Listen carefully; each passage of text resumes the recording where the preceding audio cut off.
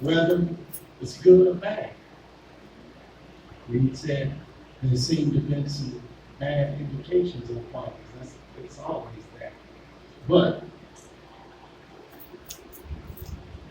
my mother and father that raised me, so don't get confused. Yes, I did say my biological, but not my mother and father. What I consider my mother and father who raised me, I feel blessed. I feel blessed that somebody took me and my two brothers unto the fold and raised us to the best of their ability. Now, the only thing I listened to when everybody was talking about their fathers, see, in the household that I came from, it was reversed. My father was laid back. He didn't say much. My mom did all the discipline. You would have to really guide a hand, did something for my father to even intervene. And a lot of times, he would tell my mama, that's enough, leave them boys alone. Because it's 3 boys in here. My mom was the only female in the house. So he kind of had an idea about dealing with boys. And some of the stuff that we would do. That my mom figured we should be looked for. And trust me, my mom was a special disciplinary. She was good. She was good. Yeah. But as boys, you know, I'm almost positive if she had 3 girls, it would have been a whole other story. But she had 3 boys. And in my mind, now, I can understand, she probably didn't want 3 weak little boys. So she was going to lay the law, and that's the way it was, and you was going to get punished. And she was good. They talk about these ninjas jumping around where you can't see them, and they hide, they jump out. That was my mom. Yeah, just when you thought you was relaxed, she come out of nowhere.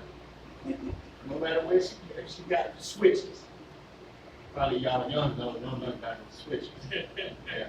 Y'all probably get hit with bells and timeout and all that other stuff. No.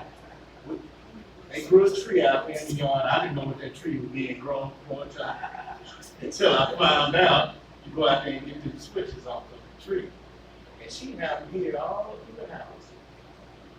So wherever she catch you at, that's what you gonna get. My dad, sometimes he understood, guess what he'd do? He'd go in there and move. Oh, get rid of it. You know? But it's been time when I done messed up enough that when she called him to help hold him down, we was good at moving around. Like what the Harfield said, I move around. Ain't no just standing there getting no whooping. No, I move around. You gotta catch me when you can. And I can understand Mother Harfield because I just stood outside. Looking at the door. My dad said, boy, come on back in this house. I said, where Mom at? Oh, I ain't coming in there. He said, I done told your mom to leave you alone. Come on in this house, sit down somewhere. I said, no, he might be in on it too. But it's your dad. You gotta trust him. You gotta trust your dad with what he say. Sometimes he was ain't on it. So you get that stuff, he grab you. I got it.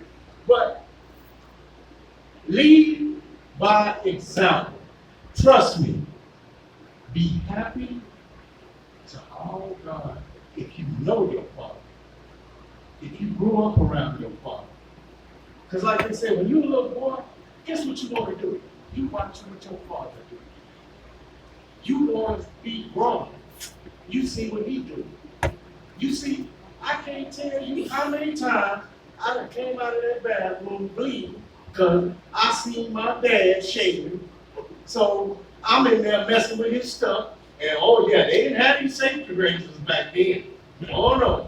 They had them double-sided things that you touch, boy, they'll cut you up. But I'm in there messing with his stuff.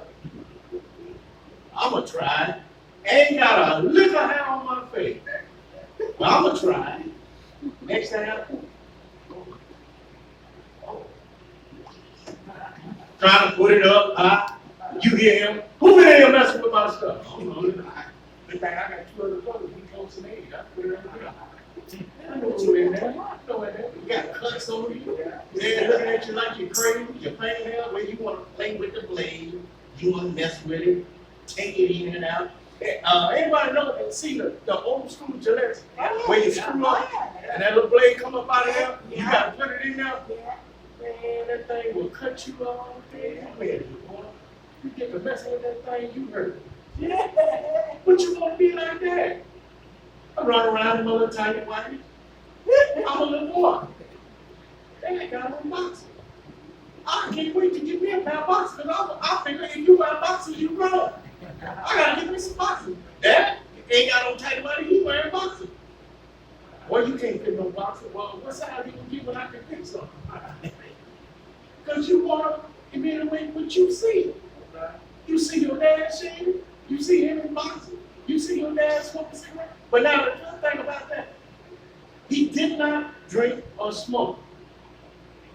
So those things I didn't pick up, but my uncles did. But when they came to the house, my dad didn't play them. They sat on the porch.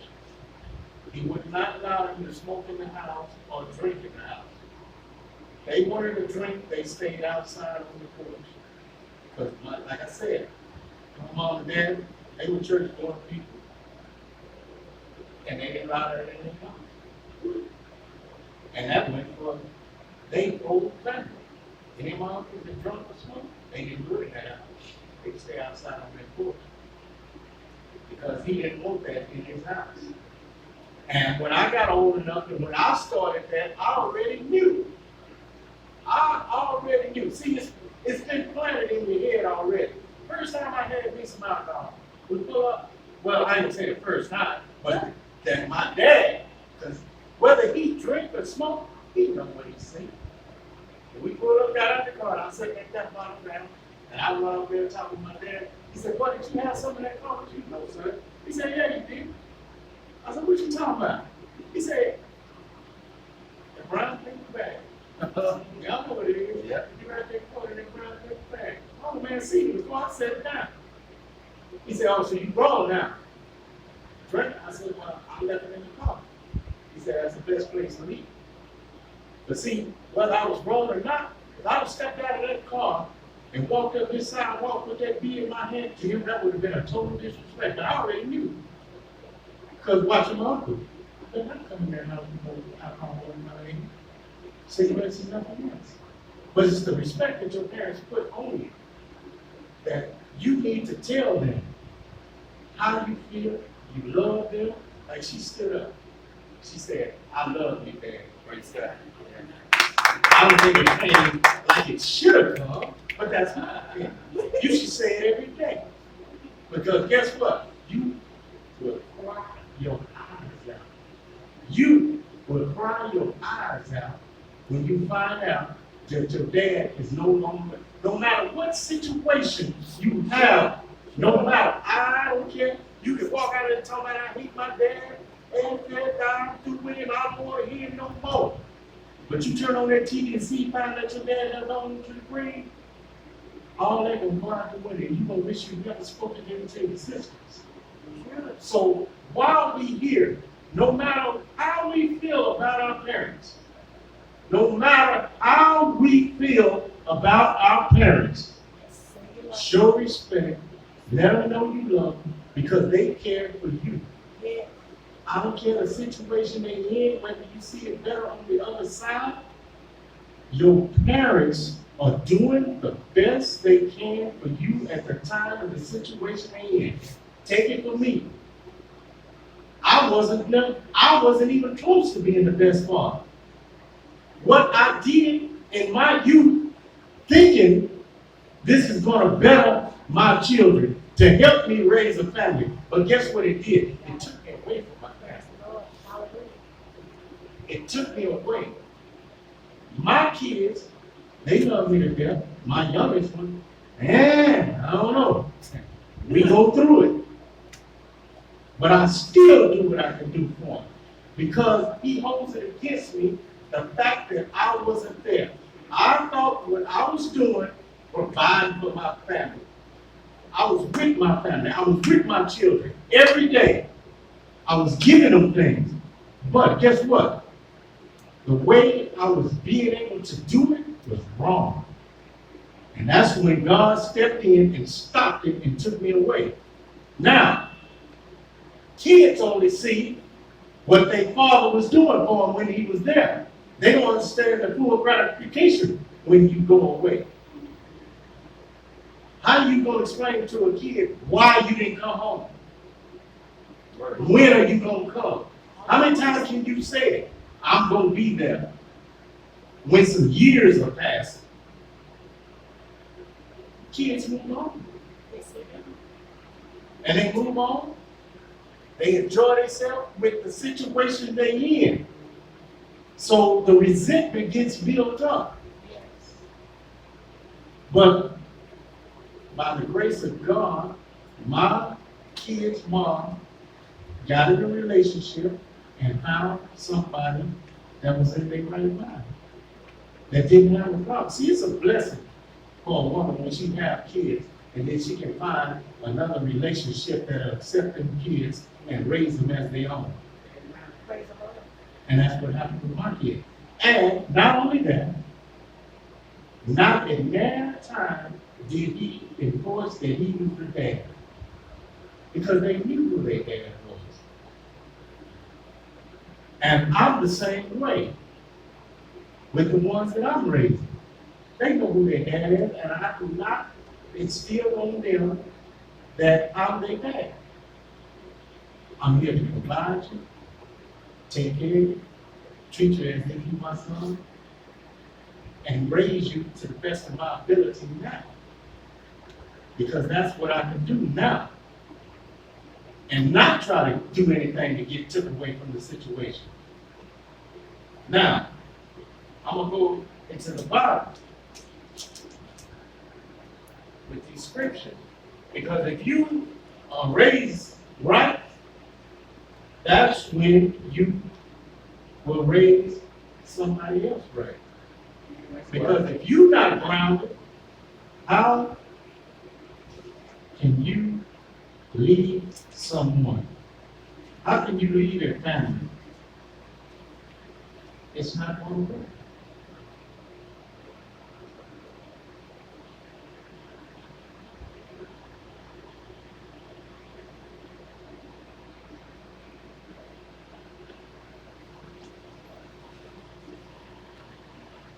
I want y'all to listen to this, because this is Father's Day, and there's a Father greater than all of us. Oh, yes. Yes, yes, yes.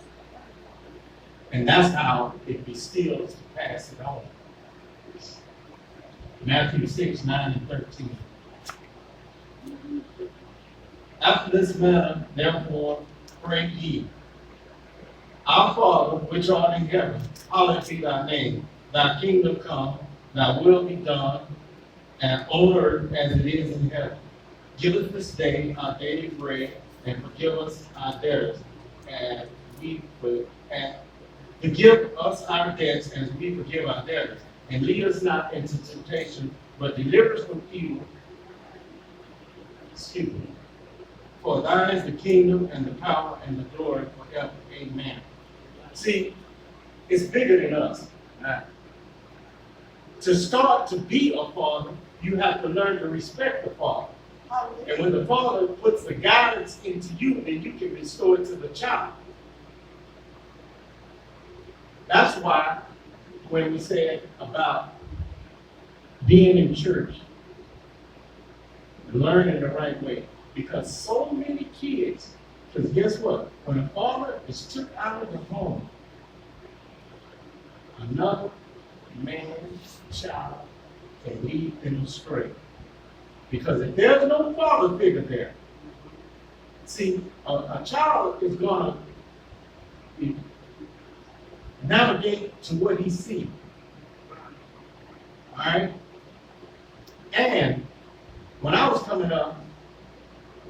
guys I ran with, we all kids, and I told Devontae this when he tell me about other kids. Okay, I was the oldest, so I didn't have no big brothers to look up to. Now, when I'm running with kids my age, one or two a little older, some under. But you got kids that always seem like they're smart. They know a lot more. And I told him this.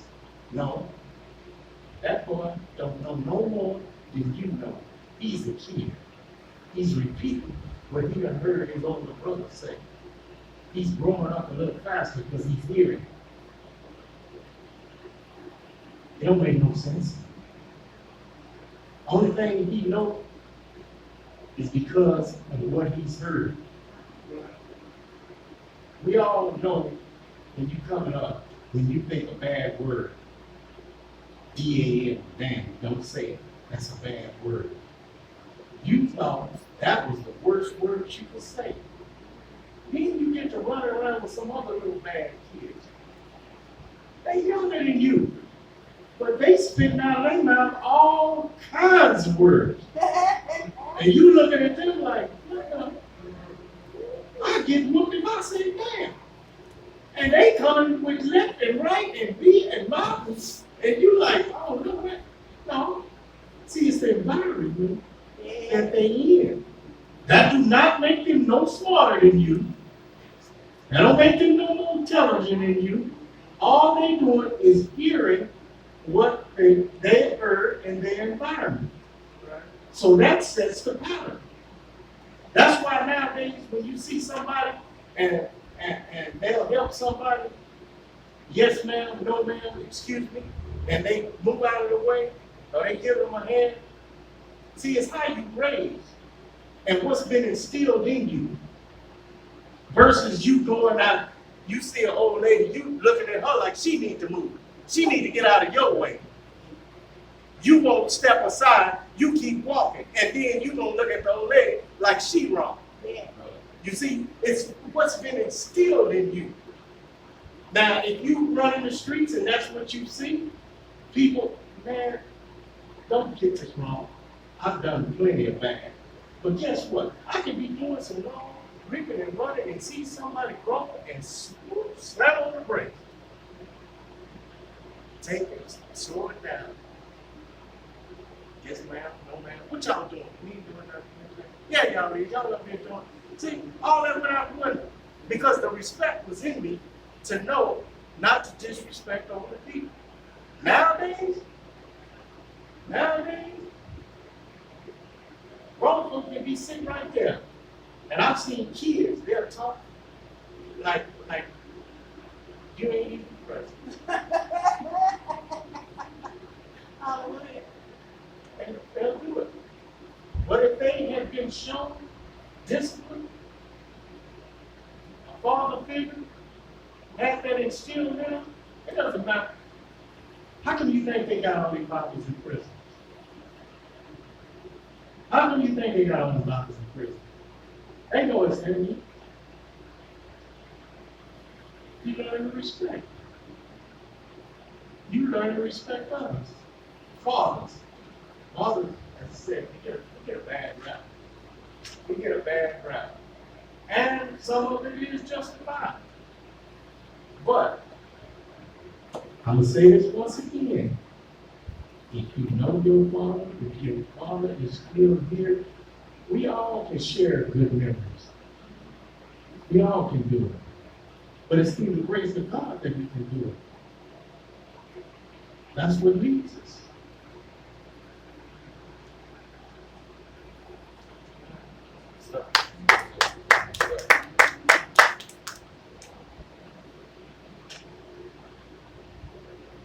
Joshua 1:9. Have not I commanded thee, be strong and of good courage. Be not afraid, neither be thou dismayed, for the Lord thy God is with thee, whithersoever thou goest. You don't have to guess. God is with you. Yes, so if you are doing right and instilling it upon a child or anybody in a quality figure, God is with you. When you speak, God is with you. If you're telling somebody right from wrong, whether it's your child or somebody else's child, that is God speaking through you to that child. Now, because that's what we are put here for, is to take care of children. Raise the children right. Fathers and mothers as a whole. That's what it takes. So we have to pray. This ain't the first time. This ain't shocking that Father's Day come up and we empty pews. This ain't the first time. And it won't be the last.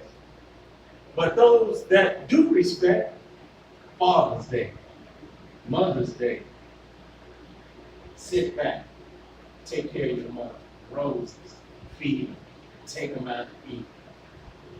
Jewelry stores, roses, everything is gravitated towards your mother. Father's Day, they got a tool sale over there, you can get 10% off. Father's Day, guess what? Go out there and barbecue for everybody else, stand by that hot grill. That's what you go do on Father's Day. What? Father's Day. Everybody wants something. But it's starting to change. But we as men, they say we're supposed to be strong. We're supposed to take all of that. Don't worry, man, you'll be all right. Be all right. That's the way the world look at it. So Father's Day, we shouldn't complain. That's just one more day. But the same way they say mothers should be acknowledged all year long, I mean, it should be the same for fathers too. We get out one day, we should be lauded every day. Every day. I ain't gonna hold you up too much longer. I got 2 more to go through, and I'm gonna keep it moving because it seems like it's the same thing.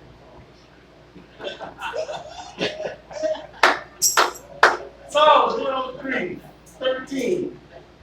Like a father pity his children, so the Lord pity them that fear him. Like a father pity his children, so the Lord pity them that fear him. How they say, put the fear of God in you. Oh, yeah, That's right. Because God knows he has full control to do as he will with you. But he holds back. Like, because he knows you are his own. And you just think about it. If you read the Bible, and God came in and every time we did something wrong, he wiped it out. That was it. Maybe some new news and start over again. Well, we'd be in trouble. We would be in trouble. If God wanted to wipe it out every time, that's just like we have to pity our children. We have to give them guidance. We have to give them a chance. That's why they said it's inhumane to put a child on death row. He's still a child. No matter the crime, they want to start sentencing and put them to death at 10 years old. Now I want you to think about this. Some states want to pass a law that says that you can put a 10-year-old child on death row for a crime. Now, some of y'all think about the mindset you was in at a 10-year-old. That's right. At a 10-year-old, they want to end your life at a 10. Now, that's playing God. Yes. No, locking him up, showing him that he did wrong ain't good enough. They want to put you to death. And they want to pass a law at 10. I got a problem with 17 and 18. They say you're not mentally stable till 25. And that's to be questionable because we already know. Just because you get to your 40s and 50s, that still don't make you got good sense. So just imagine 10 at that age, They say no. Now, if God was that strict, we'd all be in trouble. Hallelujah. So who is man to say that a child needs to be put to death? Yeah, some 10-year-olds are more mental, and yes, the crime could fit that punishment. But who are we to judge? Praise the Lord. So just as well as God put pity on us, we need to put pity on you too. Yes. Mercy. Because if we don't raise a child right, Sometimes. the results is what we get. So what do we expect? It should be our fault. Yes, it is. If a 10-year-old is already in the mindset that he want to go out and rob a bank and put a pistol and shoot it, I want to know who raised this 10-year-old. Who put this kind of ideas in his head? That's what they need to be looking at. If you got a 10, I want y'all to think about this. You got a 10-year-old that want to go rob somebody and curse them out and shoot them. That's the parents. What is going on in a 10-year-old life That's the parents. that he has been subjected and he don't see nothing wrong with that? It's deeper than that 10-year-old. It's got to be. Because we all know we all ain't on the same mental capacity, but when somebody gets that far off track, no, that ain't no accident. This kid has been programmed and led that way by somebody. Somebody in his life took advantage of him. And if people can't see that, then that's the problem with society as a whole.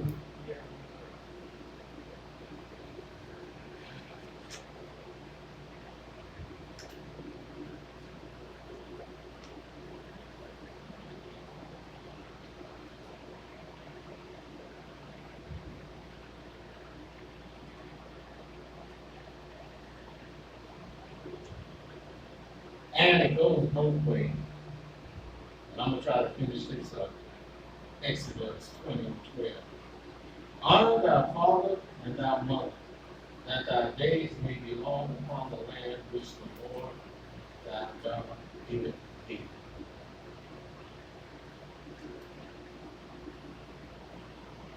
Demonte. I'm a big one. I'm going to repeat it. It was in conversation. I'm going to repeat it. Honor thy father and thy mother, that thy days may be long upon the land which the Lord thy God giveth thee. That's right. It goes both ways. Because when you learn to respect your parents, you'll take it past your parents and you'll use it in society.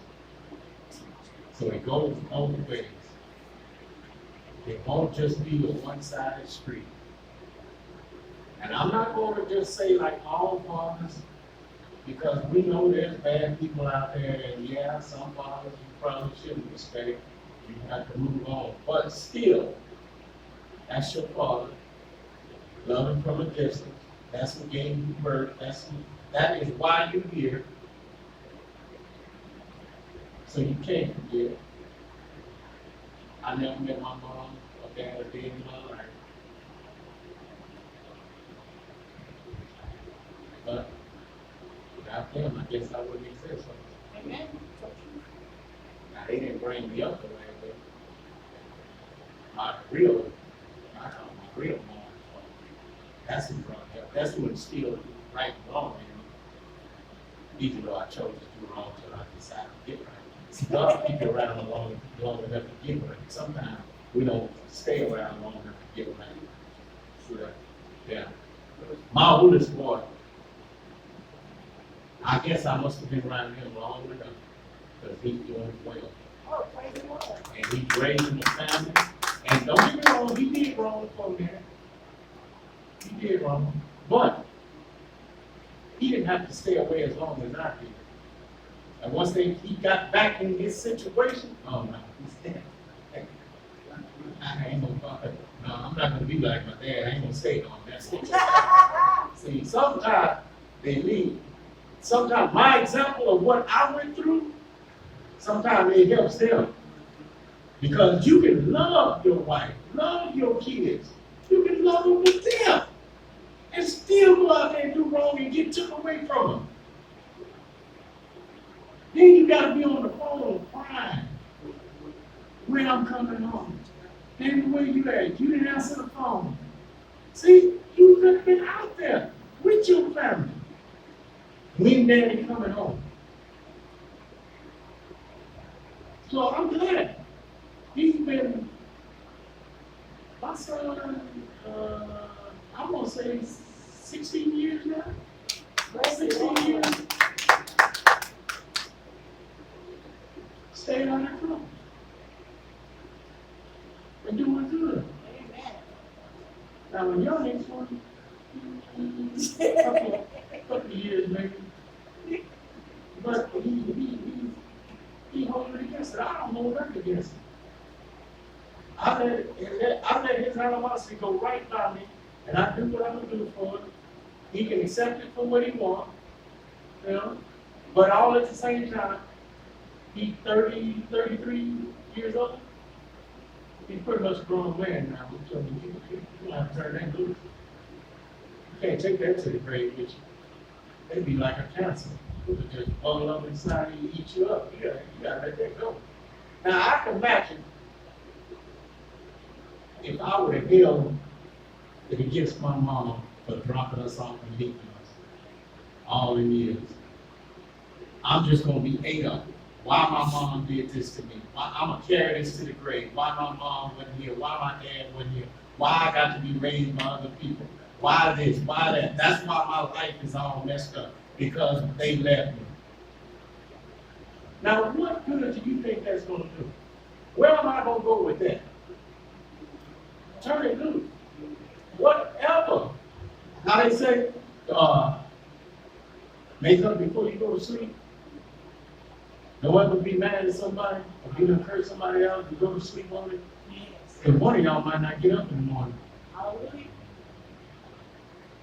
So whatever problems that you have with your parents, let it go. Put it in God's hand. Because that's what God's there for. To guide you so you can guide another. That's how it goes from generation to generation. You have to set the pattern. What you just say, Reed? When you said is having somebody broke the pattern, you said he said what? You the first one. Somebody got to be the first one. Everybody can't keep following the cycle. Can't keep following the cycle. Father, son, grandson, keeps going. No. Somebody got to stop and say, this is not the life we're supposed to live. Live a God-fearing life. Whether it's Father's Day, Mother's Day, or whatever holiday they want to put on it, it should just, I don't know, do they have a family day? They're going to create one. You need to create a family day. Just put all this together so we can love on each other all at one time. Instead of all this splitting it up, one day is Father's Day, Mother's Day, Brother's Day, Sister Day, Cousin Day. Let's bring it all together.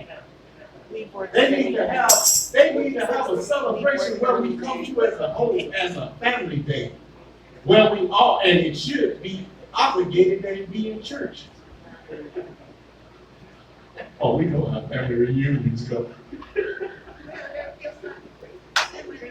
we know how family reunions go. Come on in. You welcome. Come on in.